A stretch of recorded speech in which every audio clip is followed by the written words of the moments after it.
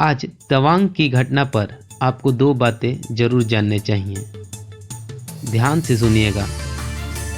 LAC के पास infrastructure बनाने के लिए चीन कई दशकों से काम कर रहा है और यही कारण है कि जब एलएसी पर कोई टकराव या घटना होती है तब चीन के सैनिक बहुत कम समय में वहां पहुंच जाते हैं, क्योंकि चीन ने अपने अंदर सीमा के अंदर बड़ा इंफ्रास्ट्रक्चर बना के रखा हुआ है। बड़ी संख्या में सड़कें बनाकर रखी हुई है। जब चाहे कितनी भी सैनिक पहुंच सकते हैं, वो भी मिनटों में, अपने गाड़ी को, टैंकर को, सब कुछ। लेकिन जब आज हम यानी भारत करता है तब उसको बहुत समय झेलने पड़ते हैं। इन 70 सालों में तो भारत कभी वहाँ इंफ्रास्ट्रक्चर तैयार किया ही नहीं, न सड़कें बनाया न कुछ और बनाया। यही कारण है कि जो चीन 10 मिनट में करता है वह काम भारत को करने में 10 दिन लगता है। इसलिए चीन अपने सेना के साथ पहुंच जाता है और हमला भी कर देता है। हमारे सैनिक कम पड़ जाते हैं क्योंकि वहाँ साधन कम है।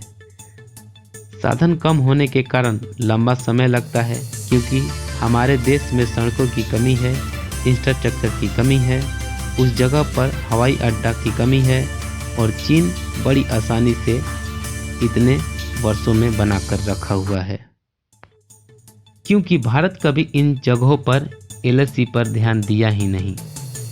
लेकिन जब से नरेंद्र मोदी की सरकार आई है तब से भारत ये रणनीति बदली है और आज बहुत तेज़ी से सीमा के इलाके में अपना इंफ्रास्ट्रक्चर, सड़कें तैयार कर रहा है। एग्जाम्पल के तौर पर तवांग में सेला नाम की एक टनल है। यह खबर आपको बहुत ध्यान से सुननी चाहिए। इस टनल को बनाने का पहला सुझाव 1962 में जब चीन के साथ युद्ध हुआ था तब दिया गया था, यानी उसके बाद दिया गया था। और उस समय यह कहा गया था कि यदि यह टनल होती तो सेना को बड़ी मदद मिलती। लेकिन खास बात यह है कि उस सुरंग को बनाने का काम आप जानते हैं कब शुरू हुआ? 1962 में ये मांग की गई थी और सुरंग बनाने का काम शुरू हुआ 2019 में और ये सुरंग अगले साल यानी 2023 तक बनकर तैयार हो जाएगी। ये हाल है हमारा देश का। आज भारत एलएसी पर, इंफ्रास्ट्रक्चर पर बहुत जोर दे रहा है और यही कारण है कि हमारे सेना की सीमा तक पहुंच बहुत आसान बन रही है। इससे आपको ये पता चला कि गलवान में जो हिंसक झड़प हुई उसमें हम सेना को जल्दी इसलिए बुला पाए क्योंकि हमारे पास सड़कें थी, इंफ्रास्ट्रक्चर था और पहले के मुकाबले बेहतर इंटेलिजेंस थी। क्योंकि जैसे ही पता चला कि चीन की सेना बड़े पैमाने पर वहां भेज रही है तो भारत ने भी बैकअप के लिए नीचे से बड़ी संख्या में तुरंत वहां भेज दिए अपने सेना, बिना समय गंवाए। लेकिन सोचिए जरा, ये बात कुछ वर्ष पहले होती तो काफ़ी समय लगता और सेना शायद आउट भी हो सकती थी।